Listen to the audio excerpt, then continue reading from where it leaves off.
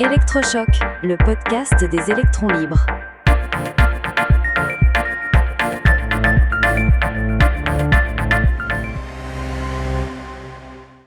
OGM, 30 ans d'aveuglement européen. Aujourd'hui, nous allons parler d'un sujet qui déchaîne les passions, mais qui est surtout victime d'un des plus grands malentendus entre la science et l'opinion publique. Absolument, Max. C'est un fossé immense. D'un côté, on a près de 88% de la communauté scientifique qui affirme que les OGM sont sûrs. De l'autre, en France par exemple, à peine un tiers de la population y croit. C'est un décalage colossal et il est temps de remettre les pendules à l'heure. Exactement. Et pour ça, il faut commencer par la base. L'idée que l'homme ne devrait pas jouer à Dieu en modifiant la nature, c'est une vision très romantique, mais complètement fausse. L'agriculture, depuis ses débuts, c'est de la modification génétique. Tu as tellement raison. La carotte orange que tout le monde mange, elle n'existait pas à l'état sauvage. La banane sans pépins, une création humaine. On a passé des millénaires à sélectionner, croiser, hybrider les plantes pour qu'elles répondent à nos besoins. C'est de la sélection artificielle, lente, mais c'est le même principe. La grande révolution, c'est la transgénèse, dans les années 80. On a appris à lire et à écrire le langage du vivant, l'ADN. Au lieu de croiser des plantes pendant des décennies en espérant obtenir le bon résultat, on peut prendre un gène précis, par exemple celui d'un tournesol qui résiste à la sécheresse, et l'insérer dans du blé.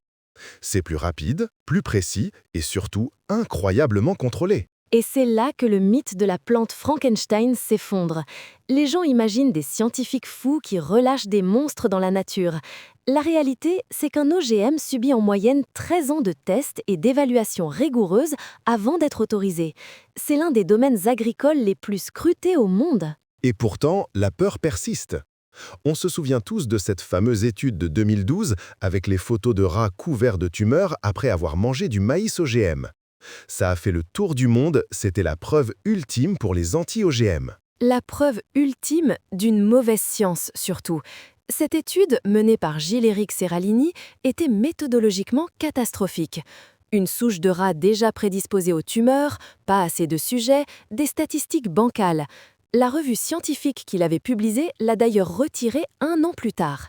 Et depuis, des centaines d'études indépendantes, menées par près de 300 institutions, ont invalidé ces résultats. Aucune n'a trouvé le moindre risque sanitaire. C'est ça qui est fou. La panique est restée, mais la correction scientifique, elle, est passée inaperçue. C'est le pouvoir des images chocs contre les faits. Et on retrouve ça avec les autres grandes peurs, la contamination génétique par exemple. Ah oui, le fantasme de la super plante invasive qui va tout détruire. En plus de 20 ans et sur des centaines de millions d'hectares cultivés, ça n'est jamais arrivé. C'est logique, un gène ne se propage que s'il donne un avantage. Un gène de résistance à un herbicide, par exemple, est inutile là où on ne pulvérise pas cet herbicide. Et tordons le cou à une autre idée reçue. Non, manger un OGM ne va pas modifier notre propre ADN. Notre estomac digère les gènes, qu'ils soient modifiés ou non, comme n'importe quelle autre molécule. Sinon, à force de manger du poulet, on finirait par avoir des plumes. Ce serait pratique pour voler, mais non, ça ne marche pas comme ça.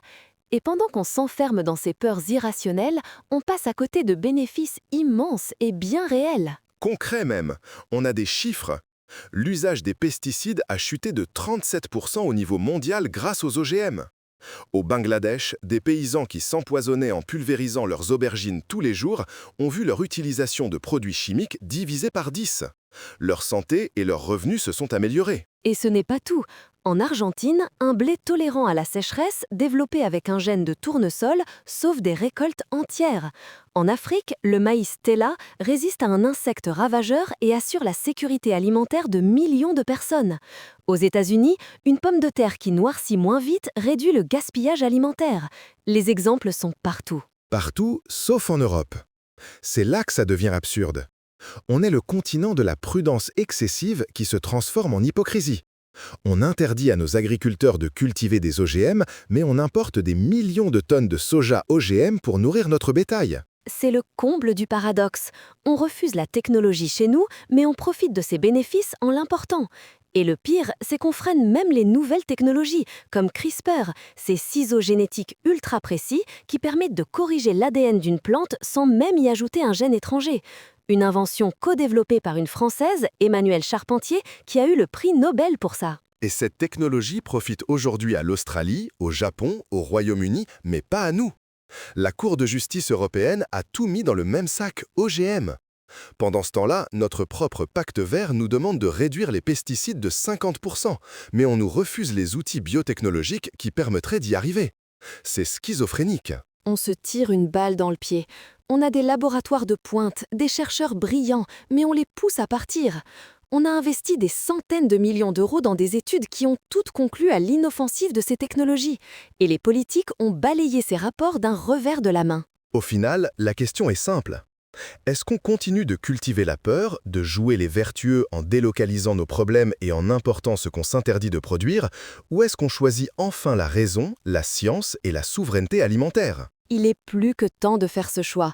Ignorer 30 ans de progrès et de bénéfices avérés, ce n'est plus de la précaution, c'est de l'aveuglement. Et ça, on ne peut plus se le permettre. Soutenez les électrons libres.